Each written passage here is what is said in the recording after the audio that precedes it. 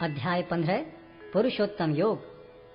भगवान ने कहा जाता है कि एक शाश्वत अश्वत्थ वृक्ष है जिसकी जड़ें तो ऊपर की ओर हैं और शाखाएं नीचे की ओर तथा पत्तियां वैदिक स्तोत्र हैं। जो इस वृक्ष को जानता है वह वेदों का ज्ञाता है। इस वृक्ष की शाखाएं ऊपर तथा नीचे फैली हुई हैं और प्रकृति के 3 गुणों द्वारा पोषित हैं। इसकी टहनियां इंद्रिय विषय हैं। इस वृक्ष की जड़ें नीचे की ओर भी जाती हैं जो मानव समाज के सकाम कर्मों से बंधी हुई हैं। इस वृक्ष के वास्तविक स्वरूप का अनुभव इस जगत में नहीं किया जा सकता। कोई भी नहीं समझ सकता कि इसका आदि कहाँ है, अंत कहाँ है या इसका आधार कहाँ है। लेकिन मनुष्य को चाहिए कि इस दृढ़ मूल वाले वृक्ष को विरक्ति के शस्त्र से काट गिराए। तत्पश्चात उसे ऐसे स्थान की खोज करनी चाहिए जहाँ जाकर लौटना न पड़े और जहाँ उस भगवान की शरण ग्रहण कर ली जाए जिससे अनादिकाल से प्रत्येक वस्तु का सूत्रपात तथा विस्तार होता आया है।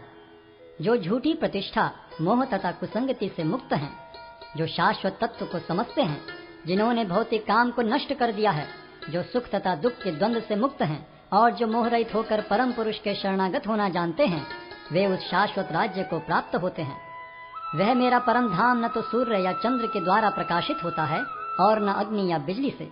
जो लोग वहाँ पहुँच जाते हैं वे इस भौतिक जगत में फिर से लौट कर नहीं आते। इस बद्ध जगत में सारे जीव मेरे शाश्वत अंश हैं। बद्ध जीवन के कारण वे 6 इंद्रियों से घोर संघर्ष कर रहे हैं जिनमें मन भी सम्मिलित है। इस संसार में जीव अपनी देहात्म बुद्धि को एक शरीर से दूसरे में उसी तरह ले जाता है जिस तरह वायु सुगंधि को ले जाता है। इस प्रकार वह एक शरीर धारण करता है और फिर इसे त्याग कर दूसरा शरीर धारण करता है। इस प्रकार दूसरा स्थूल शरीर धारण करके जीव विशेष प्रकार का कान, आँख, जीभ, नाक तथा स्पर्श इंद्रिय प्राप्त करता है जो मन के चारों ओर संपुंजित हैं। इस प्रकार वह इंद्रिय विषयों के एक विशिष्ट समुच्चय का भोग करता है। मूर्ख न तो समझ पाते हैं कि जीव किस प्रकार अपना शरीर त्याग कर सकता है, न ही वे यह समझ पाते हैं कि प्रकृति के गुणों के अधीन वह किस तरह के शरीर का भोग करता है। लेकिन जिसकी आंखें ज्ञान में प्रशिक्षित होती हैं वह यह सब देख सकता है। आत्म साक्षात्कार को प्राप्त प्रयत्नशील योगी जन यह सब स्पष्ट रूप से देख सकते हैं। लेकिन जिनके मन विकसित नहीं है और जो आत्म साक्षात्कार को प्राप्त नहीं है वे प्रयत्न करके भी यह नहीं देख पाते कि क्या हो रहा है। सूर्य का तेज जो सारे विश्व के अंधकार को दूर करता है मुझसे ही निकलता है। चंद्रमा तथा अग्नि के तेज भी मुझसे उत्पन्न है। मैं प्रत्येक लोक में प्रवेश करता हूँ और मेरी शक्ति से सारे लोग अपनी कक्षा में स्थिर रहते हैं। मैं चंद्रमा बनकर समस्त वनस्पतियों को जीवन रस प्रदान करता हूँ।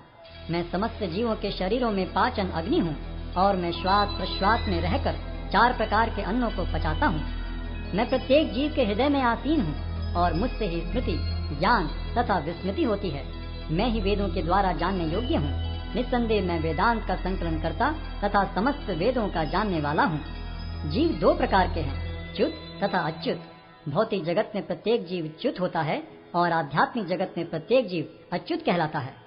इन दोनों के अतिरिक्त एक परम पुरुष परमात्मा है जो साक्षात अविनाशी भगवान है और जो तीनों लोकों में प्रवेश करके उनका पालन कर रहा है। चूंकि मैं क्षर तथा अक्षर दोनों के परे हूँ और चूंकि मैं सर्वश्रेष्ठ हूँ, अतएव मैं इस जगत में तथा वेदों में परम पुरुष के रूप में विख्यात हूँ। जो कोई भी मुझे संशय रहित होकर पुरुषोत्तम भगवान के रूप में जानता है वह सब कुछ जानने वाला है। अतएव हे भरत पुत्र, वह व्यक्ति मेरी पूर्ण भक्ति में रत होता है। हे अनग, यह वैदिक शास्त्रों का सर्वाधिक गुप्त अंश है जिसे मैंने अब प्रकट किया है। जो कोई इसे समझता है वह बुद्धिमान हो जाएगा और उसके प्रयास पूर्ण होंगे।